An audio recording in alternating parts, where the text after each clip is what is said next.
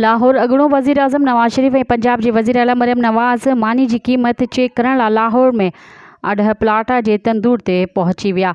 नवाज़ शरीफ़ ऐं मरियम नवाज़ तंदूर ते नई क़ीमतुनि जो नोटिफिकेशन चेक कयो। मरियम नवाज़ मानी जे वज़न ऐं क़ीमत जे बारे में पुछा कई ऐं हिदायत कई त नोटिफिकेशन खे भित ते लॻायो वञे। मरियम नवाज़ 16 रुपयनि वारी मानी लॻराई चेक कई ऐं इन मौक़े ते नवाज़ शरीफ़ तंदूर वारनि खे चयो त हाणे मानी 20 रुपयनि में न ॾिजो। पंजाब जे वज़ीर आला चयो त मानी हाणे 16 रुपयनि जी थी वई आहे। असां मानी जी क़ीमत 16 रुपया ऐं नान जी क़ीमत 20 रुपया करे छॾी आहे। हुन चयो त नोटिफिकेशन अची विया आहिनि। 16 रुपयनि खां वधीक मानी जा पैसा नाहिनि वठणा। जेकॾहिं 16 खां वधीक को बि घुरे त हिकु नंबर ॾिनल आहे, उन ते रिपोर्ट करियो। यादि रहे त गुज़िरियल ॾींहुं पंजाब में अटे जी क़ीमतुनि में लाथ खां पोइ मानी बि सस्ती कई वई हुई। मानी जी नई क़ीमत हाणे 16 रुपया मुक़ररु कई वई आहे।